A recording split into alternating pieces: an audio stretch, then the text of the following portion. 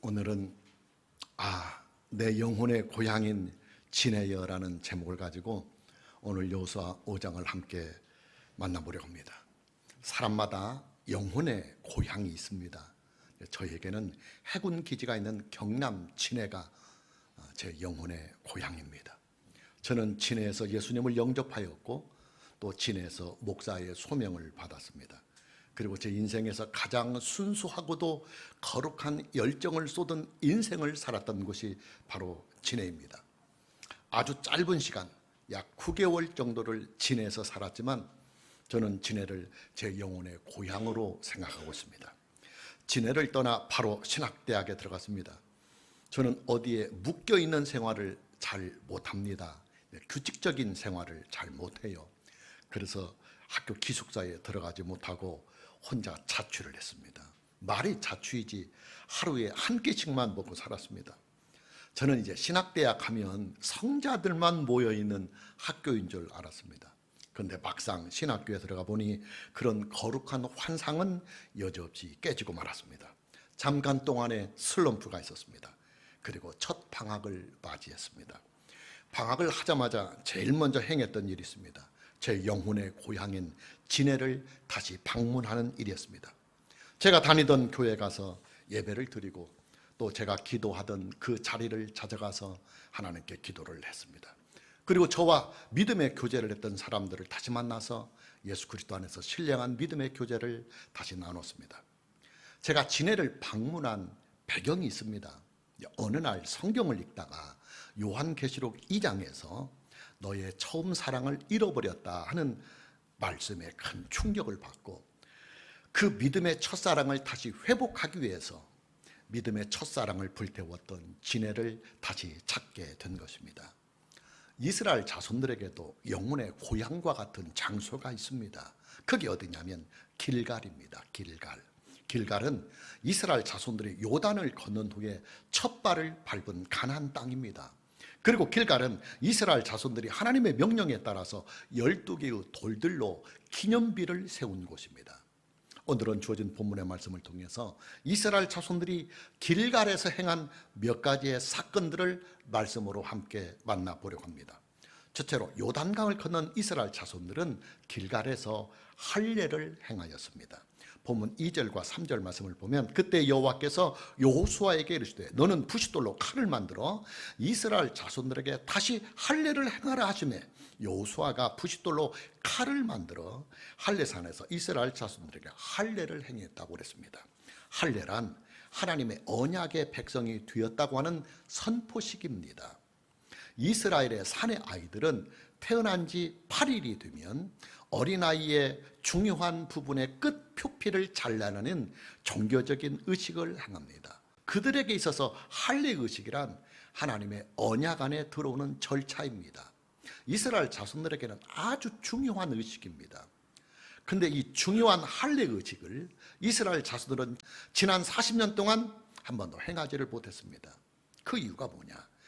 지금 이스라엘 공동체를 이루고 있는 사람들은 출애굽체 2세대들인데 그들은 광야에서 태어난 신세들이기 때문에 할례를 받을 수 있는 환경이 되지 못하였기 때문입니다. 본문 4절과 5절 말씀을 보면 여호수아가 할례를 시행한 까닭은 이것이니 애굽에서 나온 모든 백성 중 남자 곧 모든 군사는 애굽에서 나온 후 광야길에서 죽었는데 그 나온 백성은 다 할례를 받았으나 다만 애굽에서 나온 후 광야길에서 난 자는 할례를 받지 못하였음이라 그랬습니다. 여러분, 이스라엘 자손들의 광야에서의 인생은요, 첫째는 징계의 세월이요, 또 둘째는 연단의 세월이요, 또 셋째는 방황의 세월이요, 그리고 넷째는 안전이 확보가 되지 못한 불안한 시기였습니다. 당연히 광야에서는 할례를 행할 수가 없었던 것입니다. 구약의 할례 의식은 신약의 세례를 예표하고 상징하는 의식입니다. 신약에 와서 기독교는 할례를 행하는 대신에 세례를 행하고 있습니다. 여러분, 세례가 무엇입니까? 우리 전주 시편교회가 속해 있는 교단인 대한예수교 장로회 합동총회가 규정하고 있는 예배 모범을 보면 세례란 이렇게 정의하고 있습니다. 세례는 성부와 성자와 성령의 이름으로 물로서 씻는 거룩한 예식인데, 이로써 우리가 그리스도에게 접붙여짐과 은혜 언약의 모든 은총에 참여함과 우리가 주님의 소유가 되기로 약속함을 인치며 공포하는 것이다. 세례는 그리스도에 대한 믿음과 순종을 고백할 때까지는 교회 밖에 있는 어느 누구에게도 베풀어서는 안 된다, 이렇게 규정하고 있습니다. 우리 교단뿐만이 아니라 세계의 모든 장로 교회들이 신앙의 교육서로 가지고 있는 대소요리 문답 165번을 보면 세례를 이렇게 정의하고 있습니다. 세례는 그리스도께서 성부와 성자와 성령의 이름으로 물로 씻음을 정하신 신약의 한 성례이다. 이것은 그리스도 자신에게 접붙이고 그의 피로 죄사함을 받고 그의 영으로 거듭나고 양자가 되어 영생에 이르는 부활의 표와 인침이다. 이로써 세례받는 당사자들은 엄숙히 유형적 교회에 가입하게 되어 전적으로 오직 주께만 속한다는 약속을 공개적으로 고백함으로 맺게 되는 것이다, 이렇게 정의하고 있습니다. 자, 이 모든 내용들을 좀 요약해서 정리해 보면 이렇습니다. 세례란 첫째, 예수 그리스도와 접붙임이 되었다 하는 표시입니다. 그리고 둘째는 예수님의 피로 죄사함을 받았다 하는 표시입니다. 그리고 셋째는 성령으로 거듭나고 이제 하나님의 자녀가 되었다 하는 표시입니다. 그리고 넷째는 예수 그리스도와 함께 다시 살아났다 하는 부활의 표시이기도 합니다. 그리고 다섯째는 유형적 교회, 그러니까 눈에 보이는 지구상에 있는 교회의 정회원이 되었다 하는 선포입니다. 그리고 마지막 여섯째, 세례는 예수 그리스도를 나의 주님으로 믿는다고 많은 사람들 앞에서 공개적으로 공포하고 선포를 하는 의식입니다. 당연히 세례는 원칙적으로는 성령으로 말미암아 중생을 한 사람에게만 행해져야 합니다. 왜냐? 세례는 성령으로 말미암아 중생을 한 사람에게, 당신은 이제 성령으로 말미암아 중생을 한 사람이기 때문에 예수 그리스도 안에서 하나님의 자녀가 되었습니다 하는 것을 공식적이며 공개적으로 선포를 해주는 예식이기 때문입니다. 세례에 대하여 이렇게 말을 하면 어떤 분은 이렇게 확대 해석을 하기도 합니다. 아니, 그럼 세례를 받아야만 구원을 받는 것이 아니냐고 말입니다. 그래서 실제로 가톨릭 교회나 개신교회 일부 교회에서는 세례를 구원의 필수 과정이다, 이렇게 가르치기도 합니다. 세례 받지 못하면 구원받지 못한다, 그렇게 주장하는 교파나 교단들이 있습니다. 그러나 여러분, 세례의 의식은요, 성령으로 말미암아 이미 중생을 한 사람에게 당신은 이제 하나님의 자녀가 되었습니다 하는 것을 선포하는 외형적인 의식의 절차이기 때문에 세례 그 자체에 구원의 효력이 있는 것은 아니에요. 아닙니다. 자, 다시 본문에 나오는 할례로 돌아가 봅니다. 하나님께서는 이스라엘 자손들이 요단강을 건너자마자 가장 먼저 할례를 행하라, 이렇게 명을 내리십니다. 무슨 말이냐? 하나님께서는 요단강을 건넌 이스라엘 자손들에게, 야, 이스라엘 자손들아, 이제 너희는 공식적으로 나의 백성이 되었다 하는 것을 공개적으로 선포하고 계시다는 말입니다. 아주 중요한 말입니다. 그만큼 이스라엘 자손들이 요단강을 건넜다고 하는 이 사실은 구속사적으로나 영적으로 아주 중요한 사건이 된다는 말입니다. 여러분, 구약의 할례의 의식이나 신약의 세례의 의식은요, 성령으로 말미암아 중생을 하는 일과 아주 밀접한 연관성이 있습니다. 중생이란 자연인으로 태어난 육신의 사람이 하나님의 자녀가 되기 위해서 성령으로 새롭게 태어나는 일을 말합니다. 당연히 중생은 오직 하나님의 은혜로만 이루어지는 일이며 또 하나님의 은혜를 내가 믿음으로 수납을 하면서 이루어지는 일입니다. 여러분, 기독교인이 되었다고 하는 이 말은요, 원칙적으로는 중생을 전제로 하는 일입니다. 근데 성령으로 말미암아 중생을 하지 못하면 여전히 나는 자연인으로 있는데, 그런 자연인으로 있는 원죄를 가지고 자범죄를 가지고 있는 그 사람이 어떻게 의롭고 거룩하신 예수님과 연합이 되고 하나가 될 수가 있겠습니까? 중생은 기독교인들의 영적인 고향입니다. 중생은 기독교 신앙의 출발점입니다. 자, 내가 중생을 하였다고 하는 이 사실을 어떻게 내가 알 수가 있느냐? 아주 어려운 질문이고 또 이 어려운 질문의 대답 또한 아주 어려운 대답입니다. 왜냐? 내가 중생을 했는지 안 했는지 오직 하나님 한 분밖에는 알 수가 없기 때문입니다. 그러나 우리는 기독교 교리에서 배운 구원의 서정을 통해서 중생의 증거를 찾아볼 수가 있습니다. 여러분, 저와 여러분이 함께 공부한 기독교 교리에서 중생의 결과가 무엇으로 나타난다 그랬습니까? 회개와 믿음으로. 회개와 믿음으로 중생의 결과가 나타납니다. 성령으로 말미암아 중생을 한 사람은 비로소 죄를 회개하게 됩니다. 그리고 동시에 예수 그리스도를 자기 자신의 구속의 주님으로, 믿음의 주님으로 비로소 믿게 됩니다. 그렇다면 여러분, 중생의 증거를 어디에서 찾아볼 수가 있겠습니까? 회개의 경험과 또 예수 그리스도를 진실하게 믿는 그 믿음에서 중생의 증거를 우리는 찾아볼 수가 있습니다. 저와 여러분이 인생에서 죄를 회개한 경험이 있고 또 예수 그리스도를 진실하게 믿는 믿음이 여러분 마음속에 있다고 한다면 여러분은 성령으로 말미암아 중생을 한 사람이라고 볼 수가 있습니다. 오늘 저와 여러분 모두에게 성령으로 말미암아 얻게 된 이 중생의 은혜 안에서 죄를 회개하며 예수님을 더욱더 잘 믿는 이 은혜가 있기를 먼저 주님의 이름으로 축복합니다. 두 번째로 요단강을 건넌 이스라엘 자손들은 길갈에서 유월절을 지켰습니다. 유월절. 본문 10절 말씀을 보면 또 이스라엘 자손들이 길갈에 진쳤고 그달 14일 저녁에는 여리고 평지에서 유월절을 지켰으며 그랬습니다. 유월절은 이스라엘 자손들이 지키는 신앙의 최대의 절기이며 또 동시에 유월절은 이스라엘 공동체가 가지고 있는 여호와께 대한 신앙의 출발점이기도 합니다. 유월절은 이스라엘 자손들이 한 해 동안 지키는 신앙의 모든 절기 중에서 시간적으로, 시기적으로 볼 때 가장 제일 첫 번째로 제일 먼저 지키는 절기이기 때문에 그들은 유월절 절기를 스타트로 해서 1년의 인생을 살아갑니다. 중요한 것은 유월절이 가지고 있는 구속사적인 예표와 상징성입니다. 여러분, 구약의 유월절은요, 예수 그리스도의 십자가 사건을 예표하고 상징하고 있는 절기입니다. 우리가 참고구절로 고린도전서 5장 7절 말씀을 보면 너희는 누룩 없는 자인데 새 덩어리가 되기 위하여 묵은 누룩을 내버리라. 우리의 유월절 양 곧 그리스도께서 희생되셨느니라. 우리의 유월절 양 곧 그리스도께서 희생되셨느니라. 신약성경은 이렇게 증언을 합니다. 구약의 유월절 어린 양은 예수 그리스도를 예표하고 상징하는 것이라고 말입니다.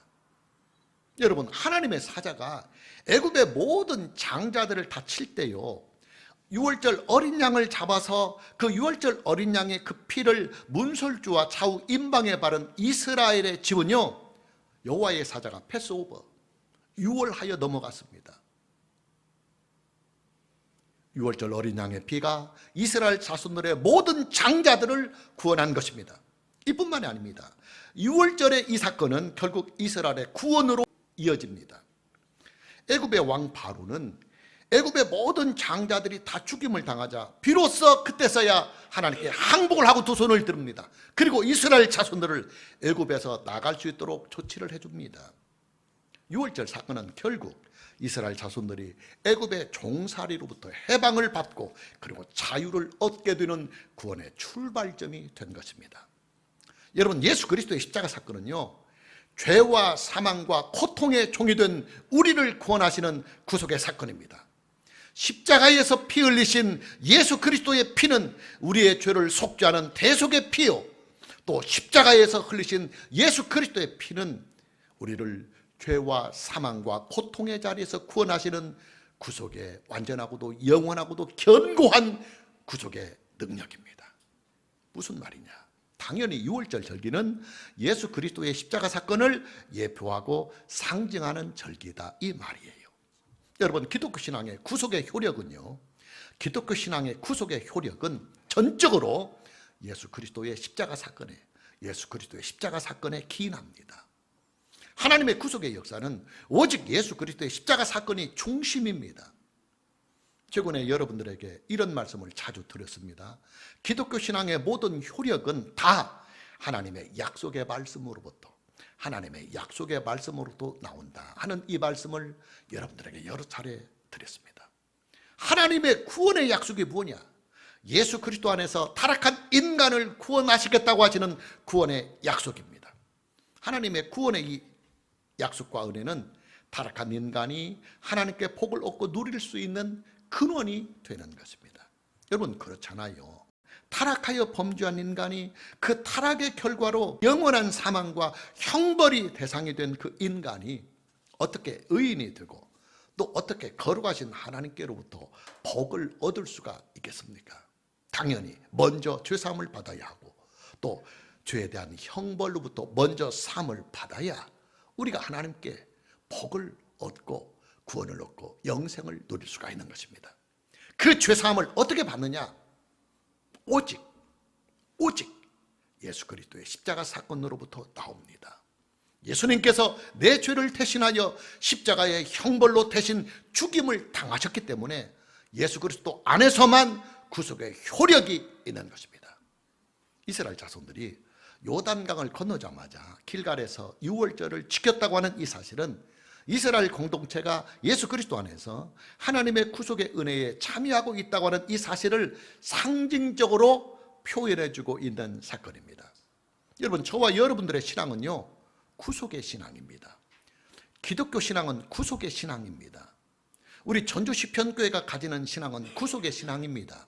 하나님께서 우리를 사랑해 주셔서 예수 그리스도 안에서 성령으로 말미암아 우리를 완전하고 영원토록 그리고 견고히 구원하여 주신다 하는 것을 믿는, 또 그렇게 우리가 믿었던 구원의 효력과 그 은혜를 누리며 사는 신앙, 이것이 바로 기독교 신앙의 본질입니다.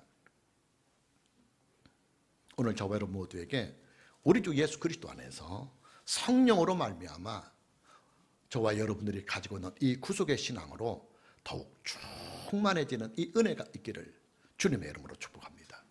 세 번째로, 이스라엘 자손들은 길갈에서 가나안 땅의 소산물을 처음 먹었습니다. 그리고 바로 이어서 하나님께서 그들에게 40년 동안 내려주셨던 만나가 그쳤습니다.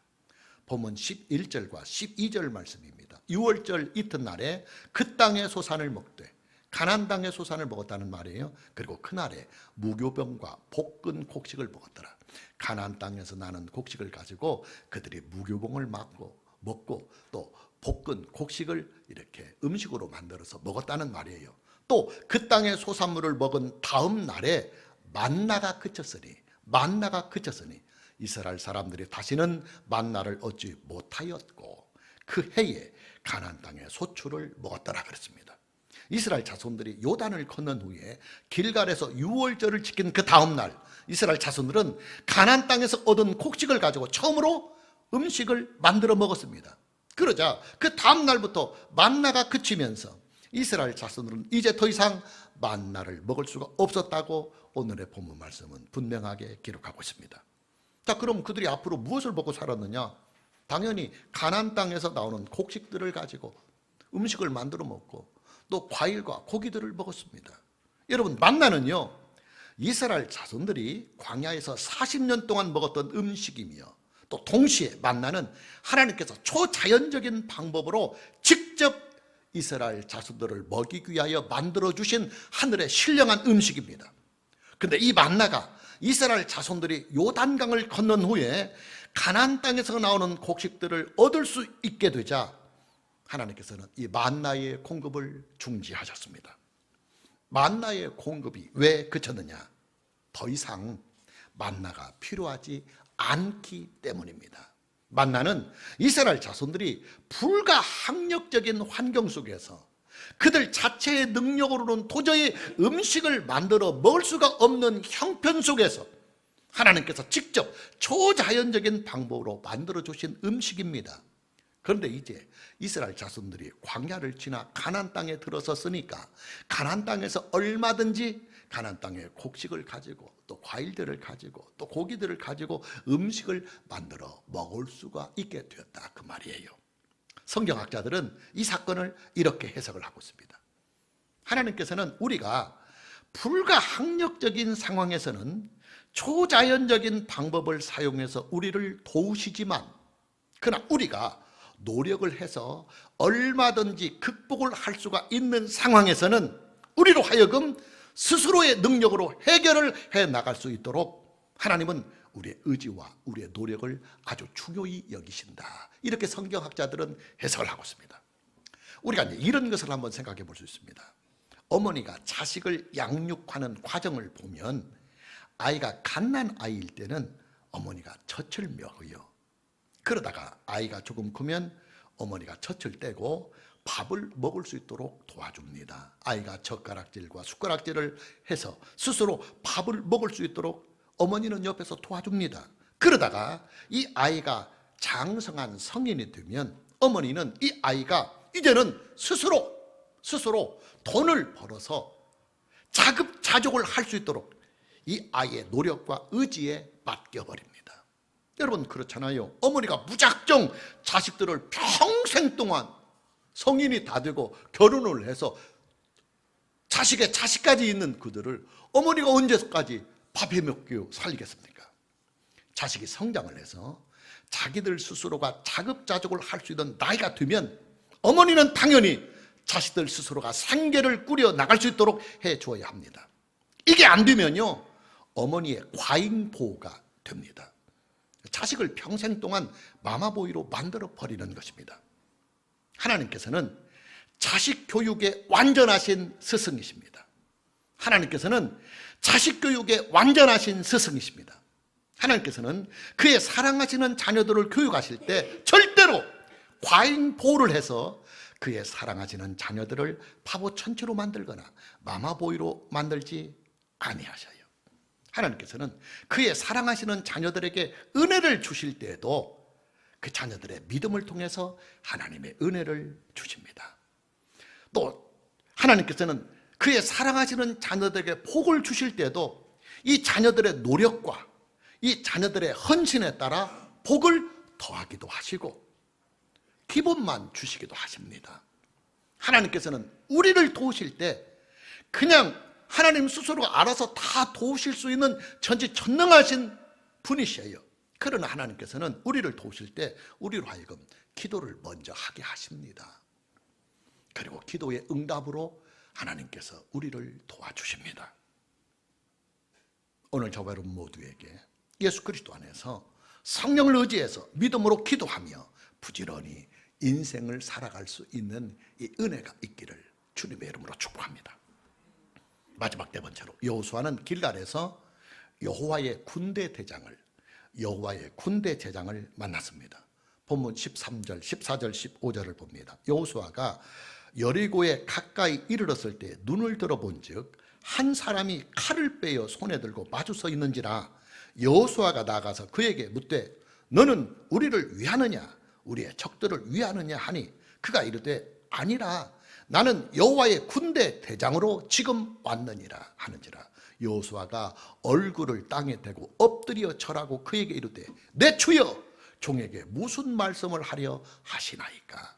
여호와의 군대 대장이 여호수아에게 이르시되 네 발에서 신을 벗으라 네가 선 곳은 거룩하니라 하니 여호수아가 그대로 행했다. 이렇게 기록하고 있습니다. 여호수아는 요단강을 건넌 이스라엘 자손들의 선두에 서서 이스라엘 자손들을 진두지휘하고 있습니다. 그는 이스라엘 자손들을 이끌고 가나안 정복을 위하여 지금 여리고성을 향하고 있습니다. 여리고는 이스라엘 자손들이 가나안 정복 전쟁을 위해서 맨 첫 번째로 넘어야 하는 관문입니다. 여리고성을 넘어야만 가나안 땅으로 진격을 해 나갈 수가 있습니다. 문제는 여리고성을 함락하는 그 일이 이스라엘의 군대의 능력으로는 전혀 불가능하다고 하는 이 사실입니다. 여러분 전쟁이라고 하는 것은요 싸워서 이길 수 있는 승률이 있어야 한번 싸워보지요. 승률이 있어야 전쟁에 임하는 군사들의 사기가 총천할 수 있는 것이지 전쟁에 대한 승률이 거의 제로에 가깝다고 한다면 그런 전쟁은 군대의 사기를 크게 떨어뜨릴 수밖에 없을 것입니다.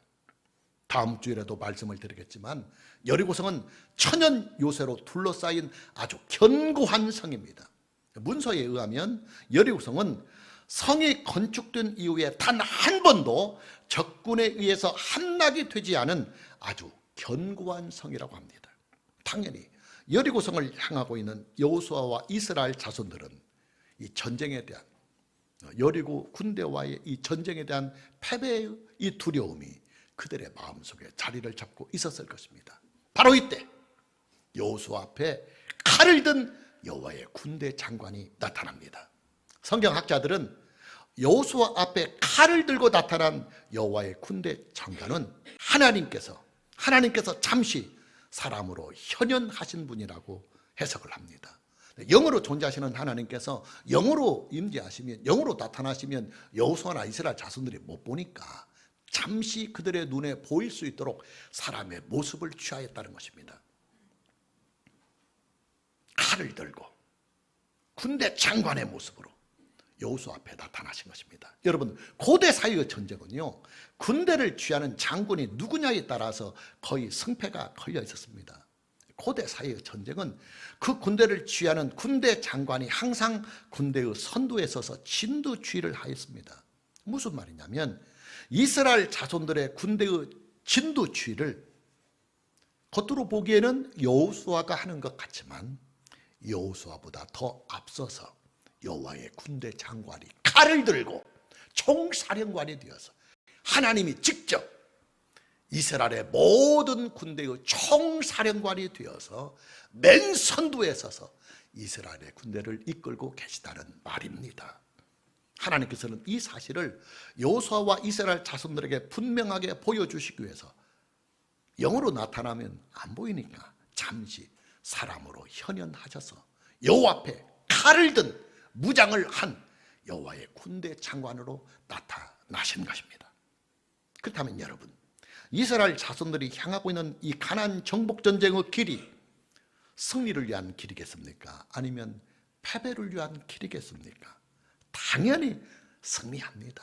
당연히 승리합니다. 아니, 이 지구상에 그 어떤 장수가, 이 지구상에 그 어떤 군대가 하나님과 싸워서 이길 군대, 하나님과 싸워서 이길 장수가 이 지구상에 어떻게 존재할 수가 있겠습니까? 여러분, 저와 여러분이 살아가고 있는 이 인생은요, 인생 그 자체가 전쟁이에요. 여러분, 그렇잖아요. 저와 여러분이 살고 있는 이 인생은요, 인생 그 자체가, 산다는 것 자체가 전쟁입니다. 인생은 살기 위한 전쟁이요, 또 인생은 살아남기 위한 전쟁이요, 또 인생은 때로는 남들보다 더 복을 얻고 누리며 살기 위한 전쟁이기도 합니다. 그리고 그 전쟁은 사람들과의 전쟁일 수도 있고, 권력에 대한 전쟁일 수도 있고, 돈과의 전쟁일 수도 있고, 아니면 질병과의 전쟁일 수도 있고, 아니면 사고와의 전쟁일 수도 있습니다. 중요한 것은 저와 여러분이 만나고 있는 이 모든 전쟁에는 여호와 하나님께서 친히 군대 장관이 되셔서 우리를 위하여 직접, 우리보다 앞서서 우리가 부딪히고 만나고 있는 이 모든 문제들에 대하여 하나님께서 직접 싸워주시고 계신다는 이 사실입니다. 당연히 이깁니다. 당연히 이깁니다. 그리고 마땅히 이깁니다. 여러분이 싸우고 있는 인생의 선한 싸움, 의로운 싸움, 또 이 세상과의 영적인 전쟁, 또 여러분의 힘에 붙여서 때로는 절망하고 좌절하며 또 때로는 포기할 수밖에 없었던 여러분의 행복을 위한 행복전쟁, 이 모든 전쟁은 사실 여러분이 부딪히고 만나서 싸우는 것 같지만 영으로 존재하시는 하나님께서 여러분이 만나기 전에 앞서가셔서 그 모든 문제들을 만나고 처리하고 계시다는 이 사실을 여러분이 믿으셔야 합니다. 이것이 기독교 신앙입니다. 이것을 믿게 될 때에 우리의 마음속에 평강이 있고, 그리고 그 믿음을 하나님은 우리의 의로 여기시고 그 의 속에 하나님의 은혜와 능력과 역사하심을 부어주시는 것입니다. 오늘 저와 여러분 모두에게 이 영적 전쟁을 믿음으로 싸워가면서 여러분이 인생을 살면서 부딪히고 만나게 되는 모든 전쟁에서 완벽하게 승리할 수 있는 이 은혜가 있기를 주님의 이름으로 축복합니다. 마무리합니다. 저와 여러분이 몸담고 있는 전주시편교회는 저와 여러분의 영적인 고향입니다. 카르타고의 교부요 순교자였던 키프리아노스는 교회를 어머니다 그렇게 표현을 했습니다. 또 종교개혁자요 장로교회 창시자인 칼빈은 교회를 영적인 어머니다, 영적인 어머니다 그렇게 표현을 했습니다.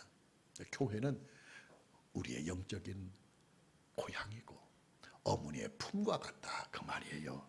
저와 여러분은 전주시편교회 공동체 안에서 하나님의 말씀을 만나고 있고 또 성령의 교통케 하시는 은혜를 따라 우리는 하나님을 예배하며 또 하나님께서 성경과 성령을 통해서 주시는 복을 누리며 살고 있습니다. 기원하기는 저와 여러분 모두가 우리가 몸담고 있는 우리 전주시편교회 이 공동체 안에서 큰 은혜와 복을 함께 얻고 누리면서 전쟁터와 같은 이 살벌한 인생에서 늘 승리하며 행복을 만끽하며 인생을 살아갈 수 있는 이 은혜가 있기를 주님의 이름으로 축복합니다.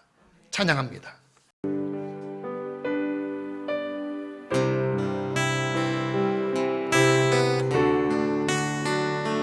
천년의 갑절을 산다 할지라도 천년의 갑절을 산다 할지라도 마침내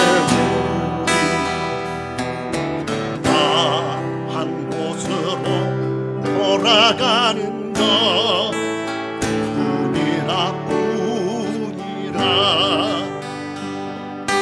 정통한 날에는 기뻐하고 곤고한 날엔 기도할 즐거운 날에는 감사하고 어려운 날엔 기도할 다 평안하리라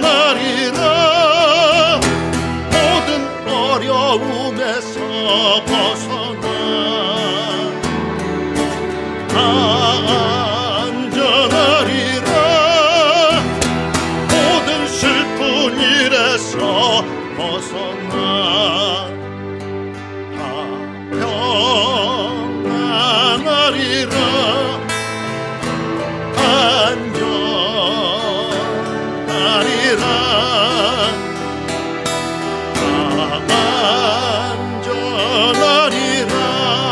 안전하리라 영통 오른손 들고 처음부터 다시 고백합니다. 천년의 갑절을 산다 할지라도 천년의 갑절을 산다 할지라도 마침내 우리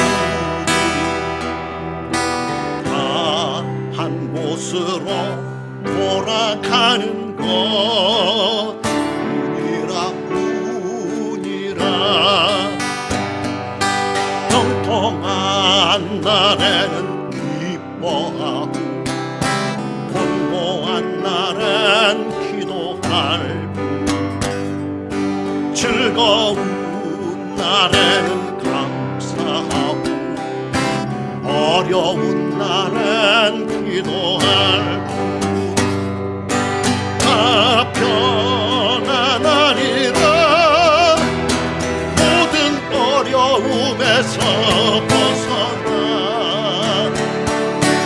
다 안전하리라 모든 슬픈 일에서 벗어나 다 평안하리라 안전하리라 안전하리라 다영통 한 번 더 고백합니다. 처음부터 천년의 갑절을 산다 할지라도 마침내 우리 다 한 곳으로 돌아가는 것 뿐이라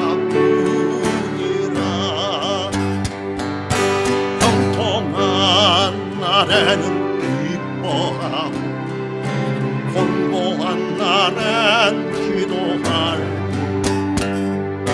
즐거운 날에는 감사하고 어려운 날엔 기도할 다 평안하리라. 모든 어려움에서 벗어나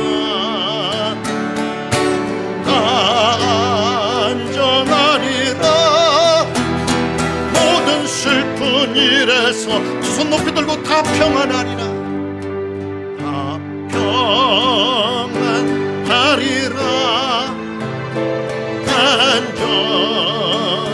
안전하리라. 다 안전하리라. 다 영통 두 손 높이 들고 다 평안하여라. 다 평안하리라. 다 안전하리라. 다 안전하리라. 다 영통 한 번 더 고백합니다. 다 평안하리라. 다 평안하리라. 다 안전하리라. 다 안전하리라. 다 영